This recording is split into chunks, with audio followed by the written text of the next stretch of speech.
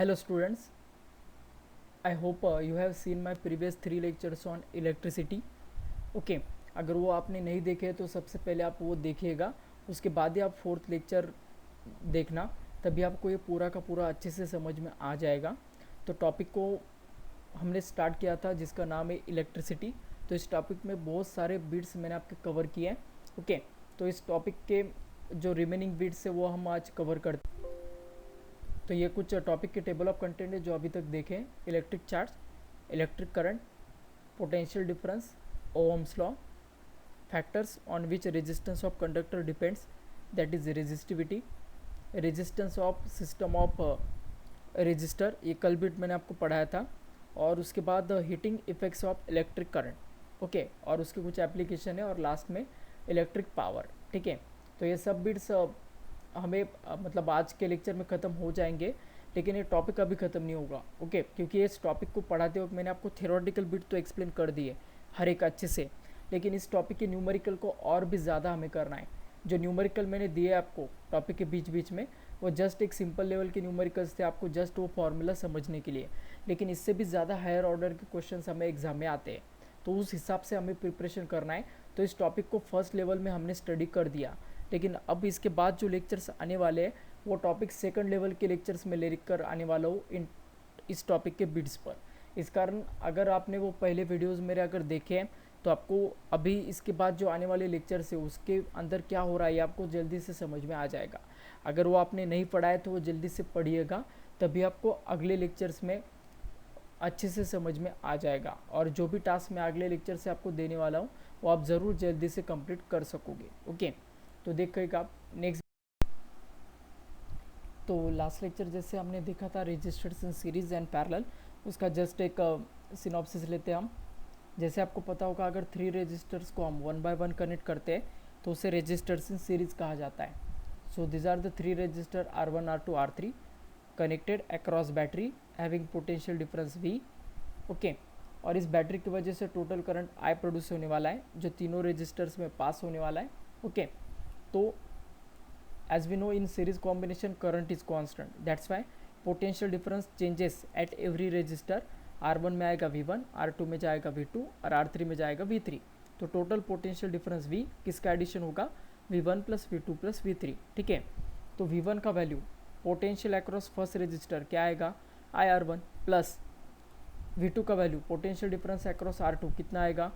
IR2 plus potential difference across R3 कितना आएगा? V3 is equal to IR3। तो I तीनों को अगर हम कॉमन आउट कर दे तो आंसर आएगा R1 plus R2 plus R3। Okay, और ये I अगर डिवाइड कर दे हम V के साथ तो आएगा V by I is equal to R1 plus R2 plus R3। तो V मतलब क्या है इस सर्किट का? Total potential difference. I मतलब क्या है इस सर्किट का? Total current. ओके, तो अगर हम सर्किट के टोटल पोटेंशियल डिफरेंस को टोटल करंट के साथ डिवाइड कर दें तो आंसर आएगा RS। Okay, RS is called as equivalent or total resistors in series combination. Okay, तो RS इज इक्वल टू मिलेगा हमें R1 plus R2 plus R3। So this is the final answer. Okay, so if you connect number of resistors in series then equivalent resistance is given by addition of all the register. Okay, तो इसके बाद मैंने आपको पढ़ाया था resistors in parallel. अगर हम register को एक के नीचे एक कनेक्ट कर दें तो एट द टाइम उनके अक्रॉस जो पोटेंशियल डिफरेंस रहेगा V, अब वो कांस्टेंट रहता है, लेकिन किससे चेंज होना पड़ेगा? आप रजिस्टर के हिसाब से करंट को। इस कारण करंट का I1 पार्ट R1 में चला जाएगा, I2 पार्ट R2 में, I3 पार्ट R3 में। तो टोटल करंट I किसका एडिशन होगा? I1 plus I2 plus I3। अगर हम ओम्स लॉ अप्लाई कर दें तो I1 का वैल्यू क्या मिलेगा हमें? V by R1। Like that I2 is equal to V by R2 और I3 is equal to V by R3। Okay, तो तीनों में से अगर V को कॉमन आउट कर दें हम, ओके, तो आंसर आएगा 1 by R1 plus 1 by R2 plus 1 by R3। Okay, और ये V अगर डिवाइड कर दें हम तो I by V is equal to आ जाएगा 1 by R1 plus 1 by R2 plus 1 by R3। क्या हम इस 1 बाय V बाय I को, ये I बाय V था, तो क्या हम इस I को डिनोमिनेटर के डिनोमिनेटर में लिख सकते हैं? क्योंकि जो न्यूमरेटर होता है उसे हम डिनोमिनेटर के डिनोमिनेटर में लिख सकते हैं। तो मैंने वही किया है, यहाँ पर 1 आ गया V बाय I। ओके, ऐसा क्यों करना पड़ा? क्योंकि V बाय I मतलब क्या है? Total potential upon total current है। तो टोटल पोटेंशियल को अगर हम टोटल करंट के साथ डिवाइड कर दें तो हमें इस सर्किट का क्या मिलेगा, टोटल रेजिस्टेंस। लेकिन ये कौन सा कॉम्बिनेशन पैरेलल, इस कारण इसे हम डिनोट करने वाले आर पी से। तो 1/RP इज इक्वल टू आ जाएगा 1/R1 plus 1/R2 plus 1/R3, where R P is called as equivalent resistance in parallel combination. ये पैरेलल का इस वजह से इसका नाम आर पी रखा है, और इस सीरीज़ का था इस वजह से इसका नाम आर एस रखा है। कल ही मैंने इसके ऊपर बहुत सारे क्वेश्चंस दिए थे आपको, इक्विवेलेंट रेजिस्टेंस अलग अलग डायग्राम में कैसे निकाला जाता है उससे रिलेटेड। तो कल का वीडियो देखिएगा आप, उसमें आपको रेजिस्टर्स इन सीरीज़ और रेजिस्टर्स इन पैरेलल पर हायर ऑर्डर के कुछ क्वेश्चंस मैंने आपको कल दिए थे, वो ज़रूर देखिएगा आपको। ओके, और इसके जो हायर ऑर्डर के क्वेश्चन है वो हम अगले टास्क में कंप्लीट करने वाले, जो इन वीडियो लेक्चर्स होने के बाद में आपको अगले लेक्चर से देने वाला हूँ। तो इसके बाद नेक्स्ट बीट है इस टॉपिक का, जिसका नाम है heating effects of electric current. Okay, तो heating effects of electric current क्या होता है, देखो आप, जैसे ये एक कंडक्टर है, ठीक है, आपको यहाँ पर दिखाई दे रहा होगा डायग्राम में, ये डायग्राम में एक कंडक्टर है, इसके अंदर किसका नंबर सबसे ज़्यादा रहेगा अगर ये कंडक्टर है तो फ्री इलेक्ट्रॉन्स का। ये बिट मैंने आपको पढ़ाया था सबसे पहले लेक्चर में, कोई भी कंडक्टर हो तो उसके अंदर फ्री इलेक्ट्रॉन्स का नंबर बहुत ही ज़्यादा होता है, ठीक है। तो ये फ्री इलेक्ट्रॉन्स बहुत ज़्यादा होते हैं अगर ये कंडक्टर है तो इसको हम बैटरी के अक्रॉस कनेक्ट कर रहे हैं। ये बैटरी का पॉजिटिव टर्मिनल है, ये अगर पॉजिटिव है तो यहाँ पर भी पॉजिटिव रहेगा, ये अगर निगेटिव है तो यहाँ पर भी निगेटिव रहेगा, ठीक है। तो फ्री इलेक्ट्रॉन्स पर पता ही आपको निगेटिव चार्ज होता है, इस कारण ये किस ओर जाने की कोशिश करेंगे, negative charge is always attracted towards positive terminal of the battery. तो इस कारण ये पॉजिटिव की ओर जाने की कोशिश करेंगे सब के सब, ठीक है, ऐसे जाने की कोशिश करने वाले। तो आप देखो जब ये जाते हैं ऐसे, तो एट द टाइम सिर्फ ये अगर ये कॉपर का एक पीस रहा, मतलब एक कंडक्टर कॉपर का है, ये रॉड जो दिखाई दे रहा है आपको, तो इसमें सिर्फ फ्री इलेक्ट्रॉन्स ही रहते हैं क्या, बिल्कुल भी नहीं, इसमें फ्री इलेक्ट्रॉन तो रहते ही है, इसके साथ कॉपर के एटम्स भी रहने वाले। तो जब ये फ्री इलेक्ट्रॉन्स पॉजिटिव की ओर स्ट्रेट लाइन में जाने की कोशिश करते हैं, तो एट द टाइम इनके बीच जो एटम होगा कॉपर का वो रुकावट खड़ी करेगा, ओके। और ये जो फ्री इलेक्ट्रॉन्स है ये उस एटम को जाकर कॉपर के क्या होते हैं, टकराते हैं। जैसे यहाँ पर मैंने केस बताया आपको सिंप्लीफाई करके डायग्राम में, ये इलेक्ट्रॉन है, ये किस ओर जाने की कोशिश करेगा, पॉजिटिव की ओर, लेकिन इसके बीच में पाथ में कौन आ रहा है, एटम आ रहा है। ये जो कॉपर का एटम है बड़ा वाला, ये इसके बीच रुकावट खड़ी कर रहा है इस इलेक्ट्रॉन के पाथ के बीच में। तो ये इलेक्ट्रॉन आता है, इसके साथ टकराता है और वापस चला जाता है। क्यों? क्योंकि इलेक्ट्रॉन का मास बहुत कम होता है और एटम का मास बहुत ज़्यादा होता है, इस कारण इलेक्ट्रॉन टकरा कर खुद ही वापस चला जाएगा। तो अब इलेक्ट्रॉन मोशन में, इस कारण उसके अंदर कौन सा एनर्जी है, kinetic energy.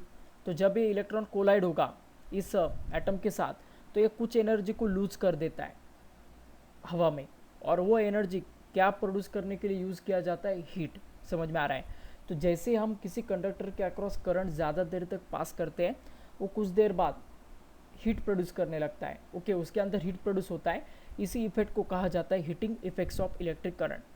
When a current carrying conductor always produces heat around it, this effect is called as heating effects of electric current। तो इसे हीटिंग इफेक्ट्स कहा जाता है करंट का।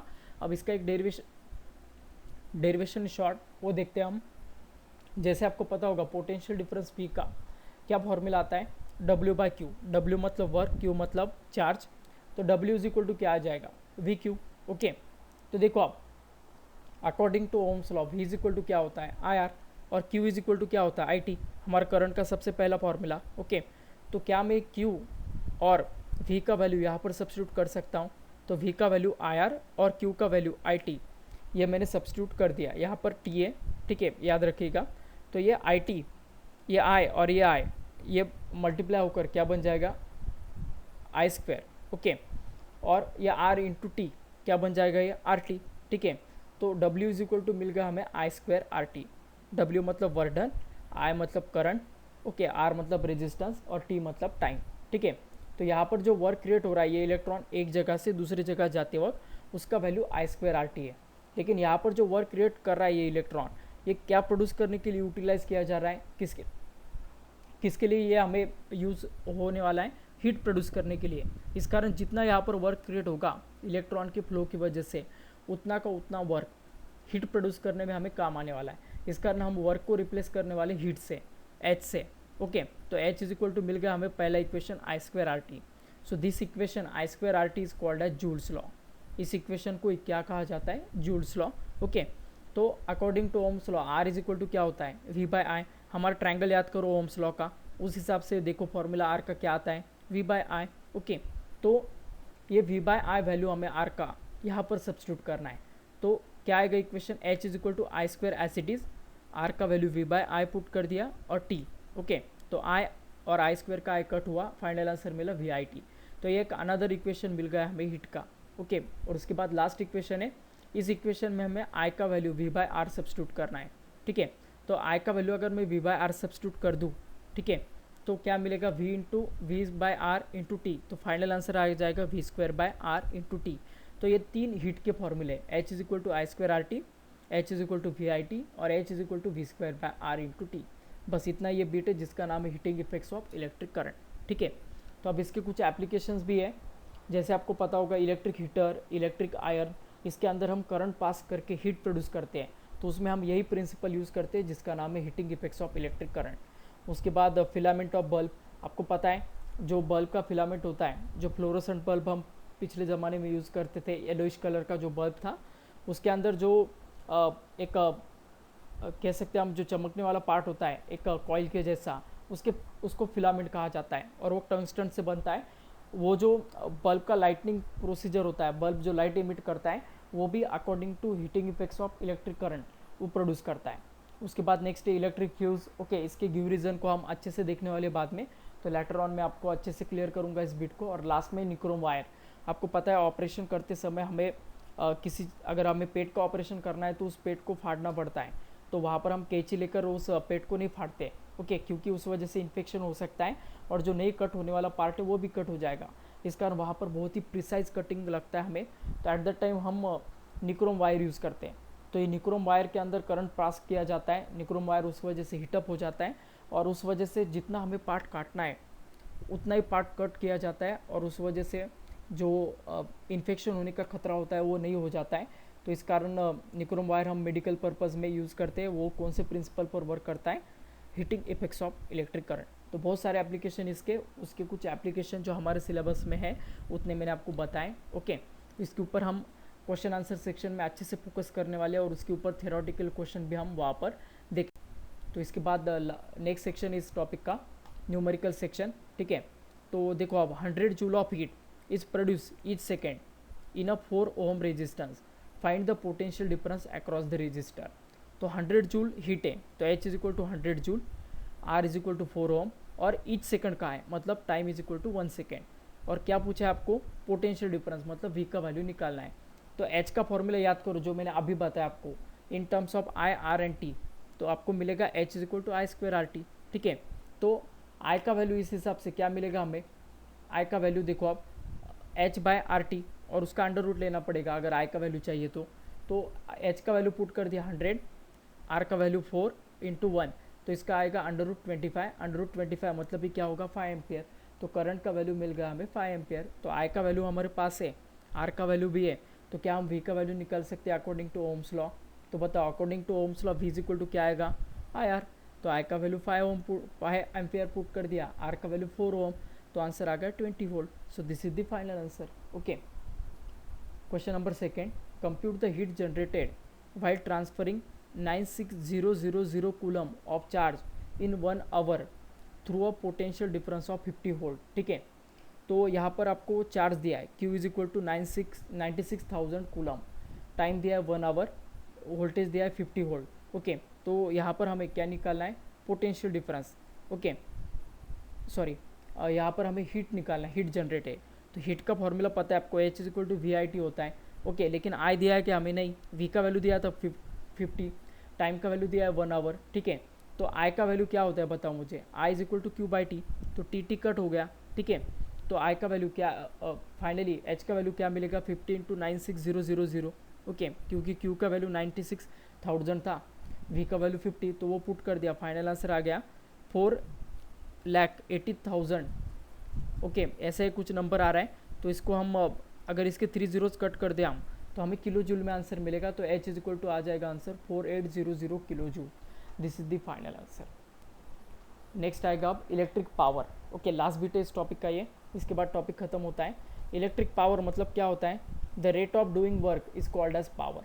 ये पावर बिट आपको 9 स्टैंडर्ड में भी था, वर्क एनर्जी टॉपिक में। ओके, वही पावर का कंसेप्ट है, वहाँ पर मैकेनिकल पावर था, यहाँ पर इलेक्ट्रिकल पावर है। कंसेप्ट वही का वही है, यूनिट वही का वही है, और फॉर्मूला भी वही है। Power is equal to work upon time. Okay, W/T होगा। तो वर्क का फॉर्मूला मैंने अभी बताया आपको, I²RT होता है।